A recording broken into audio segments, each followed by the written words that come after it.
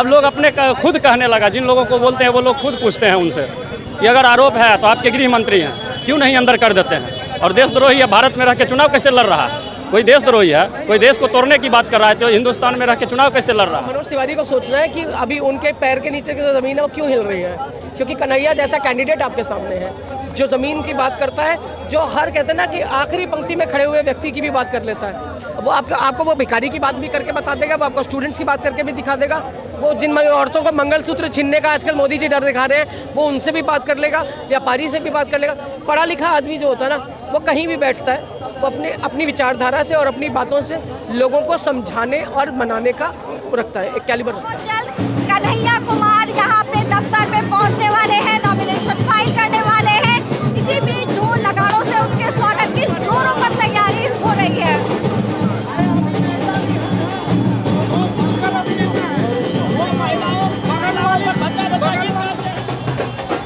ये तस्वीरों में आप देख सकते हैं बुलडोजर जो योगी बाबा का प्रतीक होता था वो आज कन्हैया कुमार की जो नामांकन रैली है उसमें पहुंचा है बुलडोजर, और बुलडोजर पर चढ़कर जो कांग्रेस और आम आदमी के कार्यकर्ता हैं वो फूल बरसा रहे हैं। बुलडोजर बाबा जिसके नाम से मशहूर थे वो बुलडोजर दिल्ली में पहुंचा है और कन्हैया कुमार के नामांकन रैली में बुलडोजर पर चढ़कर आप देख सकते हैं फूल बरसाए जा रहे हैं।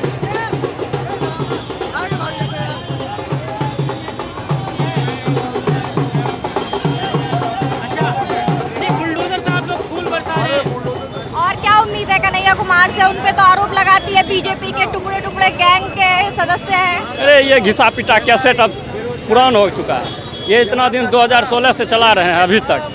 अब लोग अपने खुद कहने लगा, जिन लोगों को बोलते हैं वो लोग खुद पूछते हैं उनसे कि अगर आरोप है तो आपके गृह मंत्री हैं, क्यों नहीं अंदर कर देते हैं? और देशद्रोही है, भारत में रह के चुनाव कैसे लड़ रहा है? कोई देशद्रोही है, कोई देश को तोड़ने की बात कर रहा है तो हिंदुस्तान में रह के चुनाव कैसे लड़ रहा है?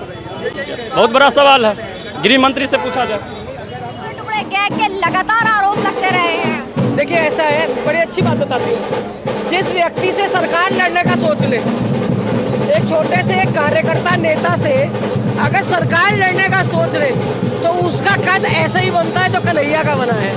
एक अदना सा कार्यकर्ता, एक अदना सा स्टूडेंट लीडर, एक अदना सा मतलब जिसको कहना चाहिए कहीं किसी एक कोने में अपनी छात्र राजनीति कर रहा था, बढ़ रहा था JNU जैसे अच्छे से संस्थान में, उससे जब सरकार ने 1 to 1 लड़ाई करी है सामने से, तो उसको देशद्रोही साबित करने की कोशिश की है।